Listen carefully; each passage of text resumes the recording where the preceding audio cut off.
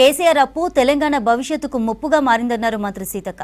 CM Revanth రెడ్డిపై అనవసర వ్యాఖ్యలతో కేటీఆర్ తన అసహనాన్ని ప్రదర్శిస్తున్నారని విమర్శించారు. సత్తా ఉన్న నాయకుడు కేసీఆర్ అయితే పత్తా లేకుండా ఎక్కడికి వెళ్లారని ప్రశ్నించారు.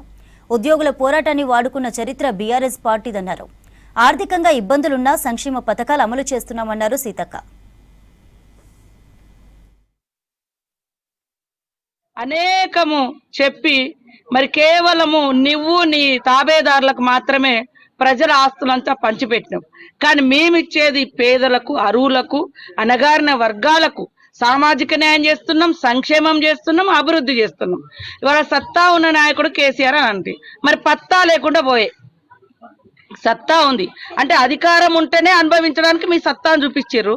మరి ప్రతిపక్షంగా కూడా అసెంబ్లీలో మరి ఒక సీనియర్ నాయకుడిగా నువ్వు ఈ యొక్క గవర్నమెంట్కు అనేక సూచనలు, సలహాలు, నిర్మాణాత్మకమైనటువంటి ప్రతిపక్షంగా ఉండాల్సినటువంటి మీరు కేవలం బహిరంగ సభలలో తిట్టి మళ్ళీ అసెంబ్లీకి రమ్మంటే అసెంబ్లీ ఎందుకు అంటారు. మరి అసెంబ్లీ ఎందుకు అన్నప్పుడు నీకు ప్రజాస్వామిక వ్యవస్థ మీద, డెమోక్రసీ మీద లేదా రాజ్యాంగం మీద ఏమైనా నమ్మకం ఉందా? అంటే ఇంకా మీరు దొరలం, రాజులం, రాజరికాలు, ఫామ్ హౌజులు ఇవే మా పరిపాలనా కేంద్రాలు అనుకుంటారు. అవి కాదు పరిపాలనా కేంద్రాలు. సెక్రటేరియట్ పరిపాలనా కేంద్రం అవుతుంది, అసెంబ్లీ పరిపాలన నిర్ణయాత్మక కేంద్రం అవుతుంది.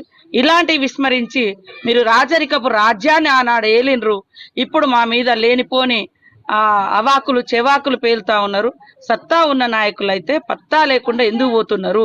అసెంబ్లీకి వచ్చి నిర్ణయాత్మకమైనటువంటి ప్రతిపక్షంగా, నిర్మాణాత్మకమైనటువంటి ప్రతిపక్షంగా వ్యవహరించాలని ఈ సందర్భంగా కోరుతా ఉన్నాం.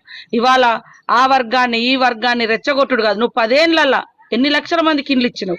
మేము ఇవాళ 1 year లో 60,000 మందికి నిరుద్యోగ యువతకు ఉద్యోగాలు ఇచ్చినాం. ఈ రోజు 4.5 లక్షల ఇండ్లు శాంక్షన్ చేయడం జరిగింది 1.5 year లో.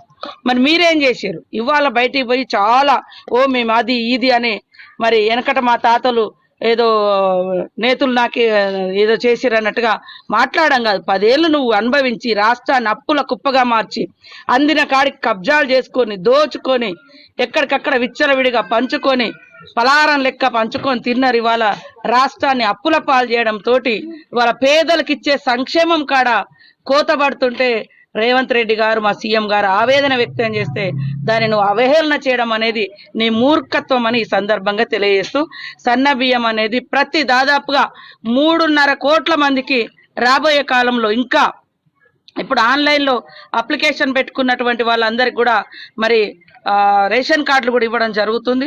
ప్రతి ఒక్క బిడ్డ కడుపు నిండా అన్నం తింటేనే వాళ్ళు కూడా సంతోషంగా ఉంటారు, శారీరకంగా కూడా